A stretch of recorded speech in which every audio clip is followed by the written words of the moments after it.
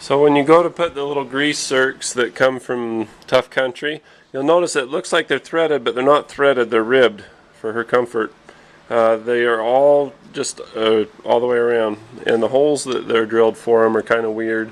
I tried using some of my other grease circs from a fitting thing that I got from Harbor Freight, and none of these would fit the hole that they have. You'd have to do a new hole and then do a bead of weld over that one. But at any rate, when you go to put these on, they're put it in an angle. So what I did is I set them up on the workbench, and then I used a socket over them. You'll also notice this is not hexagonal. You can't screw these in. They have to be pressed in or hit in. So you can either use a 9/32 inch socket or a 7mm. I set mine up on the vise and just set it up like this, and then just pounded it in there, and that seemed to work. As far as getting the bushings and the sleeves, I was looking online and they had these sleeves for Tough Country suspensions and lifts and stuff. And this is what a sleeve is. I was imagining, you know, like some kind of a sleeve that goes over the control arm. No, this is a control arm sleeve. So when you go to put the bushings in, these are the bushings. And what I do is I just get them started by hand like this, and then do a little CPR on the workbench. Just go like that and then go in real quick and easy. Then you take lube. This is part number L, capital U, capital B, capital E, lube. And just some kind of poly grease. It's like the stuff on your T-Rex helicopters when you assemble them. Same kind of stuff. It just says lube. I'm sure it's not proprietary. Anyway, you just put a little lube on those, stick them in one end like this, and then same thing, just CPR them in there, and then before you know it, you've got a built up control arm that's ready to go. These are the upper control arms. I bought some from O'Reilly's, and they were too short and made my tire rub on the inside of the well, and then I thought, oh duh, my truck's lifted, it probably has aftermarket control arms. Looked at the different lift kits, and it looked like Tough Country was the one. Why did I replace them? Why didn't I just rebuild my old ones? What a fussy guy you are. Well, I'm glad you asked. The bolt was so rusted into the sleeve that I couldn't get it out. It didn't matter how I hammered on it, what I did, it was just fused. You can see even in the cut there's no gap, there's no tolerance there. So anyway, after cutting the crap out of this control arm, I thought, you know what, I'm not going to reuse that. So I went to get new ones, and then I had a little discovery. I'm going to take you out of the tripod. No, I don't have to. Let's just get you in close, and then you'll be able to see clearly what I'm talking about. These new ones, I ordered two because control arms, you just have to have them the same size. If you don't, you're going to have problems. Now, a little bit of history. I'm going to back these up right against the counter. You can see that this one's shorter. I took out the tape measure, measured it. The measure of the difference from center here to center here is about 5/8 of an inch. I thought 1/2 inch. I'm probably off a little bit. Let's get parallel to the counter, butt it up against there. This isn't holding, that's why during the hammering process that came off. Okay, so we measure this 1/2 inch. That's what I got before. So about 13-14 millimeters shorter. The ones that I got that were factory, fit from O'Reilly's were $75 a piece, waste of money. These were too wide on them, and they were way too short, obviously, because both the upper and the lower are going to be longer on a lifted vehicle. As the axle comes down, it's going to bring it in closer, so to center it in the wheel well, you have them be a little bit longer. This is where the wheel would be in that example. Down, forward. So anyway, this is going to be shorter. That's going to increase my caster, but not near as much as it was on the other one. I'd love to have adjustable ones. I know they're available, but they're expensive. They take forever to get in, so I was going to try this method and see how that suits me. So anyway, that's where I'm at. That's how you get the grease circs in, how you get the bushings in. As far as getting the old ones out, I recommend fire. One of the other reasons that I thought this is Tough Country, aside from the finish on it and everything, and I called them direct to make sure I got the right part, and this is the part that they gave me, and it's shorter than the other one. So I don't really know what to make of that. I'll search them down. But when you look at this, you can see the little ribs in the bushing. And maybe that's common for all the rest of them, but you can see the new ones are ribbed too. So that's where we're at. You want to see on the truck where the wheel was rubbing? I'll show you. So the measure on the old arms, the factory arm is 17 3/8 on the center. The new one I just got's 18, and the old one that came off is 18 3/8. So you always want to buy these in pairs because you never know what you're going to get. Especially if you don't know exactly. This may have had the 4-inch lift kit or 4.5 and not 3. I ordered the arm for the 3-inch because that's what the spacer measured on the front. Anyway, you can see these are all in a line, pretty well straight. And then you come to this end and you can see the factory one, or the old one as I call it, the new one, and then the other. You can see the difference between them. But fortunately I did order two, so it'll be even. See, these are the factory style ones, and when you buy them from the dealership they look like this, but they are not long enough. And the other thing is, without them being the bar like the other one was, I had to cut a notch out of this. I'm like feeling like an idiot for doing that now. But there was just no way to get these in. It was just taking too long. I put ProMark Off-Road because that just was a cool sticker that I had. But yeah, these are just going to be a waste. If you want them, contact me. But anyway, I'll pull those out and put the other ones in. But my eccentrics were all the way forward before and I wasn't getting enough. I have to do the special U-joints in order to get enough caster. But with the top ones being shorter, you know, maybe this will work out for the best. But back to where the rubbing came from, let me show you. So I back out of here. It was rubbing right in there. You can see that the wheel as a whole, you know, because this control arm, this upper one was too short, it took the whole axle and rocked it back this way, but it brought the wheel back with it. So I didn't have enough clearance here. I got days of clearance in the front now. I could be excessively long and not have repercussions. Well, maybe. I was rubbing here before, so I hit a big bump. They call them water bars. When you're climbing up a steep mountain, you're going up the mountain and the road goes straight up the mountain. You can't have water running down the road or it eats the road. So they cut these diagonal ditches so you climb up and over the ditch and over and then up again. They call that a water bar. Anyway, that's what I'm up to. So tomorrow I'm going to have the project of putting all that in, and I decided to do an add a shock. So I have a thing that goes over the top of this that's going to add a shock out here. Knock on wood that it fits. I am so sick of stuff not fitting, but I hate having to bend over backwards and do all this. So I did 2 hours of homework on this to determine what brand and what size and what the deal was, and I was measuring this to see that it was the 3-inch lift in the front, and what a headache. In order to get, this is a lower control arm bushing, but it's the same either way. In order to get them out, you take the sleeve. They're going to be rusted in there. They won't come out easy. You take your 12mm socket, align it with the sleeve, and then hit it with a hammer, and then take some channel locks and just work it around, work it back, and pull it out. This one's been staged because I hate being embarrassed on camera. But anyway, you go all the way around. I don't hate it that bad. I do it all the time, to be honest with you. Go all the way around, clean it out. I'm going to be putting grease zerks in, so I'm going to clean out the hole. And I don't think I need to tell you, when you go to put the new ones in, take your swab of anti-seize and swab the inside of this thing thoroughly. Otherwise you're going to run into ones that are rusted so bad that you have to cut them out, and that sucks. So before you put in the sleeve, use the lube that's supplied, or you can buy some. It's just some kind of a clear, I forget the name of the grease. It's a silicone based grease. Just go back. You can use dielectric grease, it's the same thing, and cheap. I didn't know that, or I wouldn't have bought it.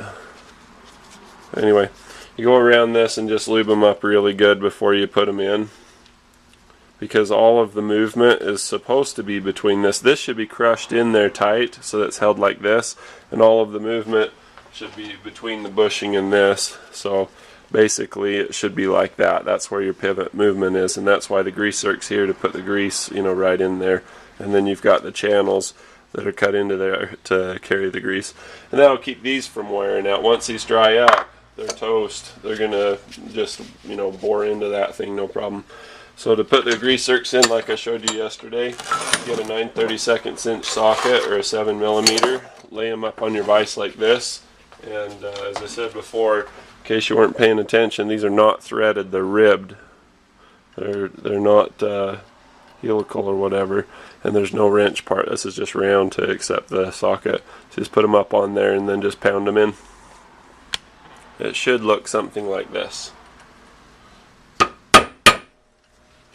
Get them started as true as you can. If they start to lean one way, like this one's leaning away, so I'm going to put my socket on it. I'm going to hit this side of the socket. And try not to have it up on the bar, that'll just make life tough. Try to make it as flat as you can. And you're in.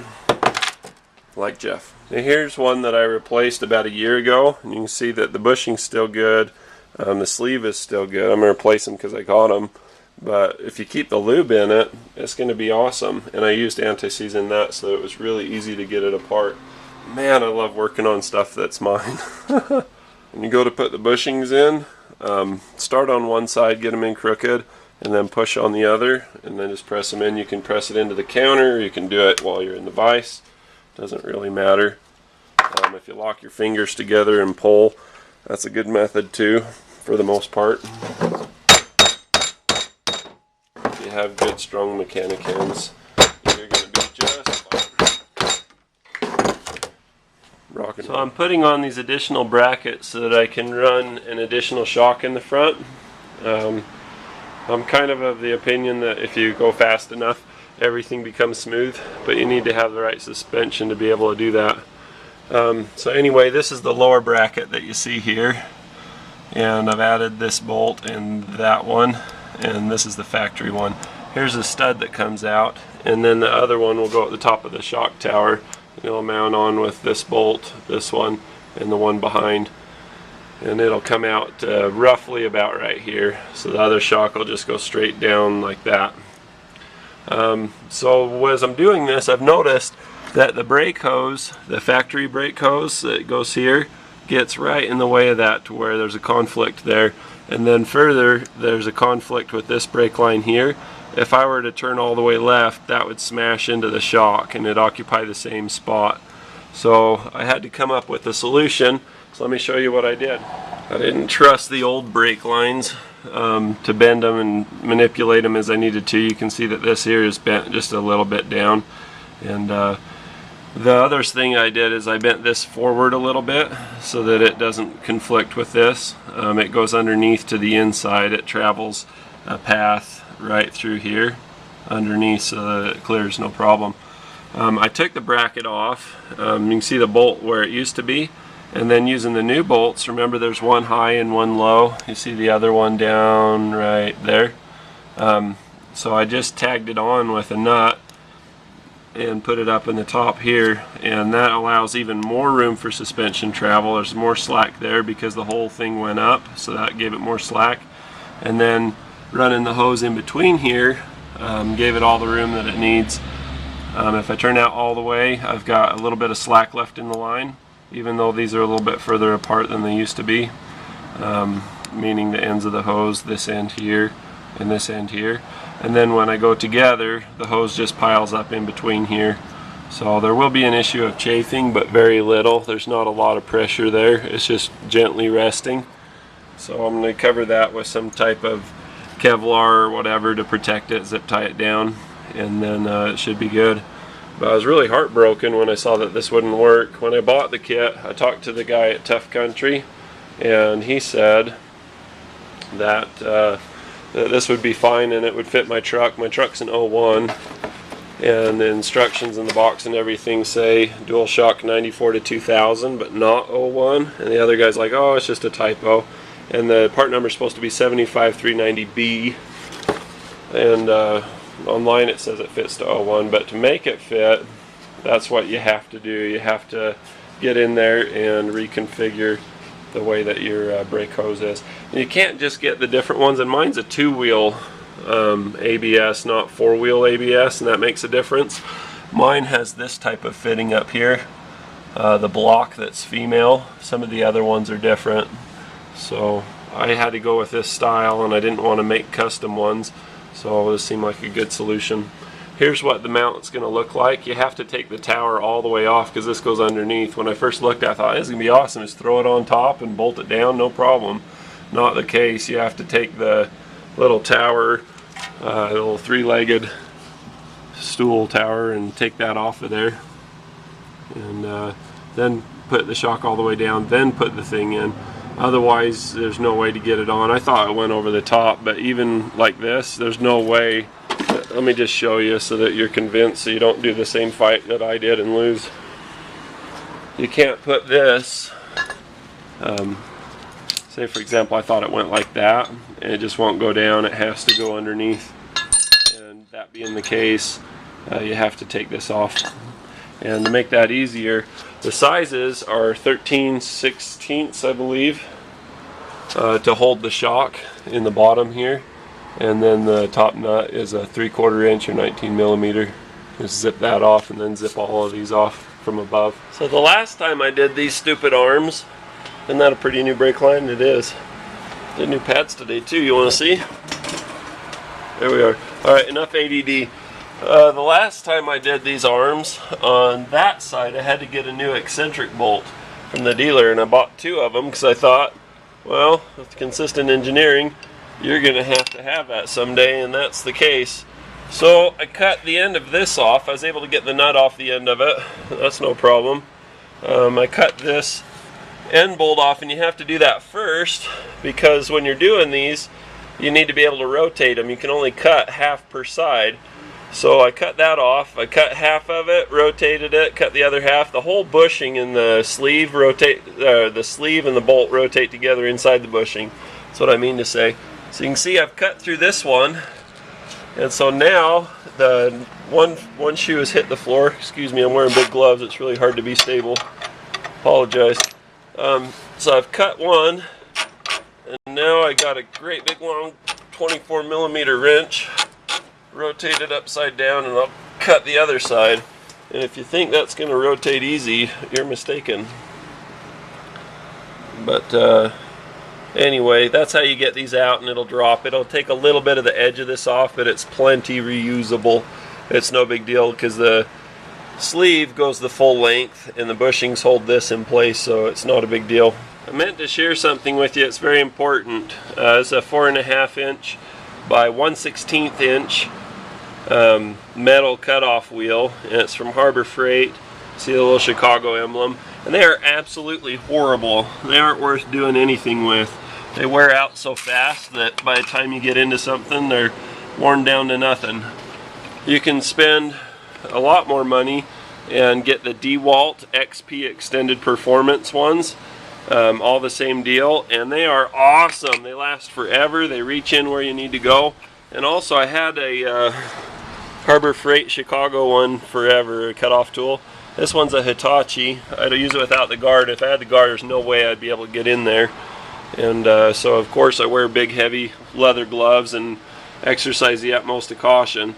But these blades and this Hitachi, oh man, this thing's awesome. This thing just is, I mean, the one from Harbor Freight that I had lasted years. It was great, yada yada yada. This kicks butt. I hate the trigger. I had to customize the trigger and get it to where I could tolerate it so it didn't stay running. So when I let go, it turns off. That's important to me.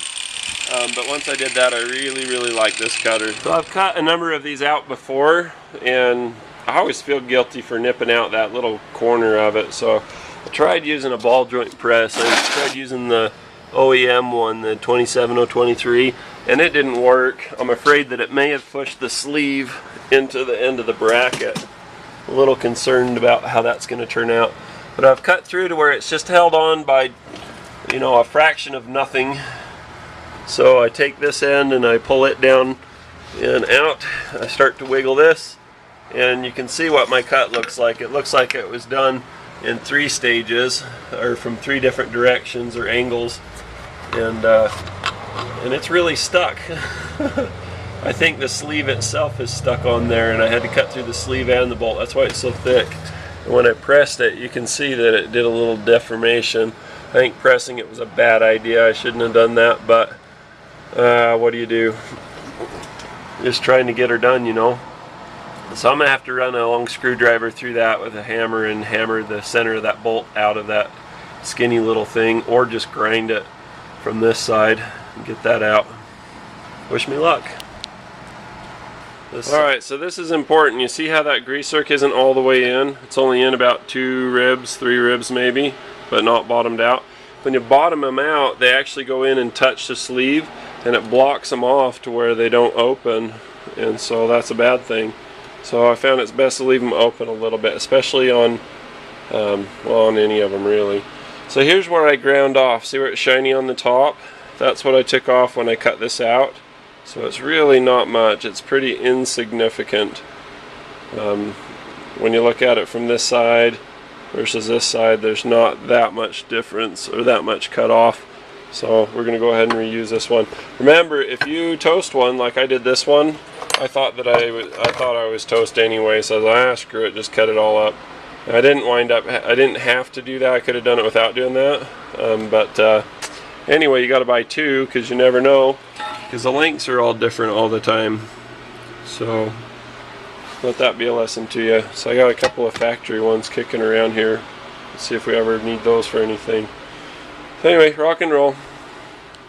So here's the final product. I've got all my, got both new brake hoses, as you can see, and they're configured such to where that they're not going to get pinched. And I wrapped them in this wrap up plastic stuff, and that seems to be doing pretty well. I'll do that until I decide that it's not working well, and then do something else if I need to. You can see that the tower support, whatever, for the upper of the shock mount worked out good. I tried shopping around for other shocks, you know, because my experience with the Tough Country shocks is that they're horrible and they just don't dampen enough, and the valving on them seems to have air or something in it. It's like, because you'll be compressing, it'll go psh, psh, psh, psh, you know, it kind of skips like there's air in it, and I just found that disgusting, despicable, whatever.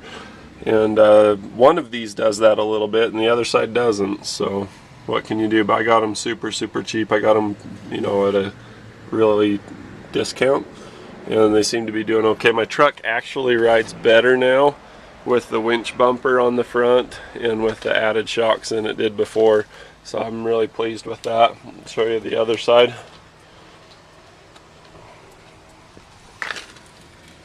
You know, it just turned, these look cool, you know, like with the red boots and stuff. I've got red highlights on the boot of my dampener and my diff cover and stuff.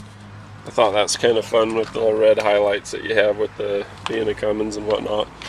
But anyway, it seems to have turned out pretty well, and I'm really happy with it.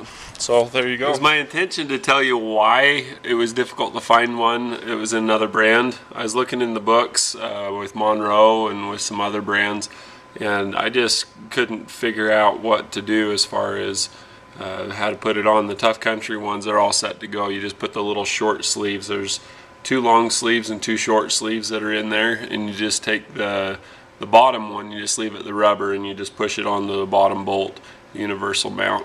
Then the top, you put the little short sleeve into the top one, and it just bolts right on. It saves a lot of time and hassle.